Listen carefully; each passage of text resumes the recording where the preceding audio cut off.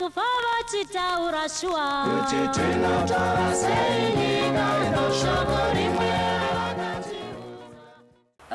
name is Eunice Chikoworw. I'm from Mondoro. I was born in Kwekwe, grew up in Bulawayo, and then I relocated to Harare some years ago. I prefer both. When I came to Harare, a friend of mine introduced me to theatre. She was doing theatre at the University of Zimbabwe. They were doing theatre and education by then. So she's the one who introduced me to theatre. And when she discovered that I had passion, so for like 7 years, I was doing theatre. I'm an award-winning actress, an award-winning director and producer as well. So yeah, I've done quite a lot in the theatre. And then later on, I then joined the film. And right now I'm doing both, but I'm more into film now. I prefer film because I also have projects that I now want to do on my own. So I'm one person who's very bad in auditioning, and a lot of my friends know that. I don't usually attend auditions, and I've missed a lot of roles in many productions here in Zimbabwe because I don't attend auditions. I just don't have confidence. So every time I go for auditions, sometimes I leave before my turn because I don't know what happens. Maybe I need to be groomed when it comes to auditioning. So it was during COVID time, and this guy by the name Nehanda, I think he was doing casting for the story of Nehanda. So he called me and said, my sister, there's a role that I want you to try. There's a film that we want to do. It's going to be shot shortly here in Zimbabwe during this COVID time. So I want you to try that role. And I'm like, this guy, he doesn't know that I'm not good at auditions, so I'm not going to audition. And he sent me a script and he says, just know that there are many women who are auditioning for the same role, so I want you to try. And I didn't do anything. I was supposed to shoot a small video clip and send it to him. I didn't do it. The whole day he was calling, checking up on that video clip, and I kept giving excuses until he pushed me. So this is what happens, because Nehanda is somebody that I respect so much, so I didn't want him to think I despised him. So I had to do just out of, let me just do it because it's AD. I don't want him to, not to give me opportunities in the future. So I just did for the sake of doing it. And I got my helper to record me. I did something and then I said, Shatopera, it's done. I was shocked to, around midnight, I received a message confirming that I had landed the role. Number one, because I'm an actress. Because I said I want to be an actor. So if you are an actor, you have to look out for projects. When you are invited or when you are called to, execute a role, because that's what I am. So I had to take up that role. And one other thing was that this was a leading role, and for me this is what I've been waiting for. It's something big, to land a leading role. So for me it was not a cheap game. It was like it was a dream that had come true, because I've been dreaming of landing a leading role in a production. So for me this was a catch. Of course, I do a lot of, warm-up exercise, and then I get into the character. And from there, the moment I get onto stage, I'm like a beast. I'm ready to give what you're supposed to get from the role that I'm supposed to play. And soon after the performance, whether it's theater or it's film, I de-roll. A lot of people do struggle to get out of their character, and a lot of people, when you walk in the streets, they're like, my actor, they're actors because you keep behaving like the character you've been giving us either on stage or on set, and even in real life, you're still like that. I don't like that. I believe in de-rolling. This was one of the most complicated scripts for me, because whenever I get a script, I also do research on my own.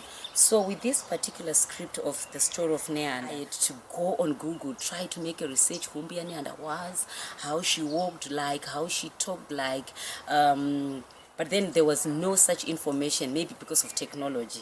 We only have pictures of Mbiani, and I think it should be 2 or 3 of them in black and white, and there's nothing more about Mbiani. And so for me, it became complicated because I wanted that info to try and maybe, be like close to the Mbiani that people maybe know. So for me, there was nothing, and it was like, now I'm depending on what the director is gonna tell me. One of my experiences with the story of Nehanda during the shoot.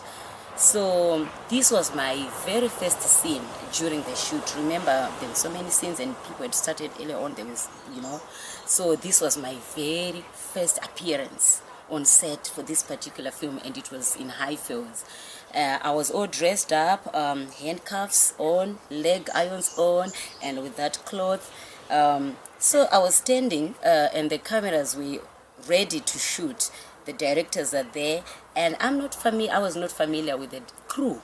Remember, the crew was from Mashingwe, and it was my first time working with them, so our relationship was not that, So I was standing there, and the person who played my aide was seated, behind me, and she was the only person that I knew.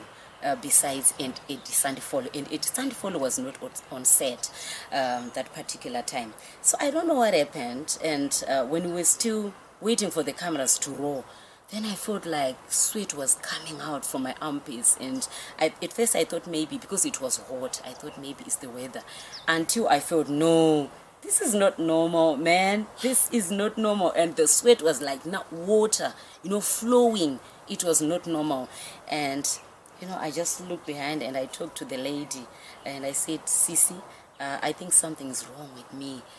You need to check me. And I showed her, I raised one of my armpits. She was like, no, something is not right. And then it started itching, both my armpits. And I said, no, I can't shoot. But how do I tell the directors? They will say I'm not professional, or they will say maybe I'm panicking, or I don't know. And then I kept telling this lady, no. You need to find a way to tell the directors that something is not right with me. And then she had to call.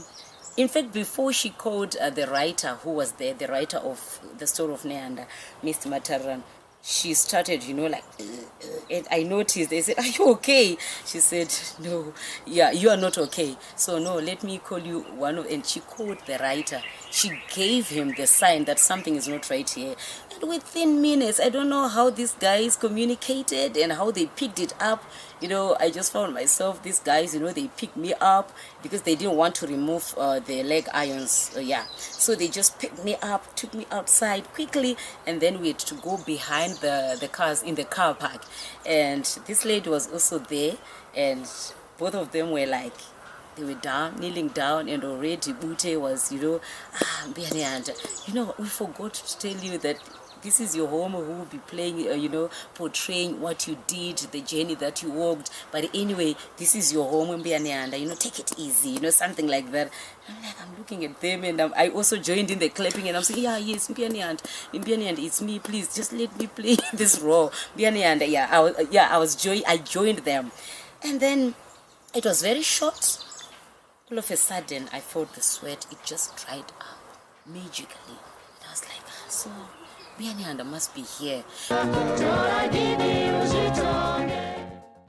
Firstly, I think people need to have an appreciation of the Zimbabwean history, the role that Nehanda played, especially in the liberation struggle, considering that she's a woman.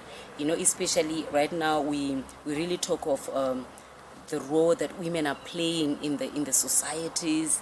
The impact that women are causing, the positive impact in the society.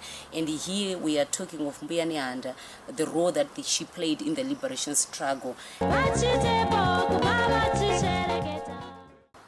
We have films that have been shot in this country, especially during COVID time. So I would wish, if I had the powers, I would wish to see those productions that were shot during that time when things were really, really tight. Yeah. There are many of them. Yeah, we have Ngoda. I would choose Ngoda. I think if you've heard about it, by John Jagu. I would also choose a short film. Ngoda is a full-length film. I would also choose Animals. It's a short film by these young guys, Welensky, if my memory serves me well, Welensky and his team. Then I would also want to see Mirage.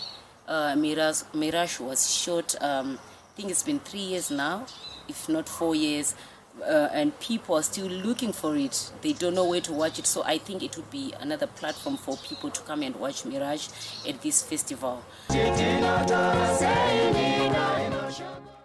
It's about the contracts. I think that's one thing that's, yeah, something that is not sitting well with us. Contracts, people just getting into projects without signing contracts, and then at the end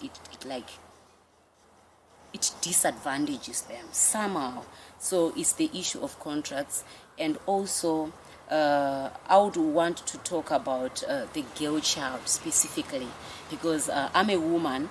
I have my own experiences in my journey that I experienced. So I would want to give some advice to the female artists, yes, in the industry. You know, there's still abuse happening, manipulation. So as women, because right now most projects, they're being shot on zero budgets, and sometimes there's a little something, and then directors have this tendency of saying, you know what, this is an opportunity that I've created for you. It's by favor. So what do you have to give me in return? How are you going to thank me? Because it's not easy. Because most of them are just getting into the arts. They have no arts background. They didn't go to school for it. Because long back we used to have like National Theatre Organization where people would go and get some training on National Theatre Organization. Right now we don't have. So most of them are getting into the arts by default. So there's this talk that goes like from the directors, you know, I'm doing you a favor. Yeah, because you didn't go to school, this is an opportunity, you're also learning, and then they find excuses for not paying the actors because you're here for the first time. It doesn't have to work like that. I believe that it's a talent, and talent has to pay somebody. I think filmmakers also need to consider actors' payment. Sometimes, you know, they will say, we are calling you for this role, but we don't have money. So if you don't have money, then don't do it. When you go out there to source for funding, we wonder whether they tell the donor that, you know, actors, don't mind about the actors. Let's just focus on this department. We don't know how they do it there. So they must learn to also include everybody to say actors need to be paid. So right now we've got actors who just roam the streets. They have nothing to show for it, but a film has been shown, a film has funding, but they always give excuses to say, you know what, we don't have funding, let's just do it. This is an opportunity for you. No, it doesn't have to be an opportunity, but it has to, you know, yeah, make somebody survive out of it. Ibasa, it's work, it's job, it has to pay that person.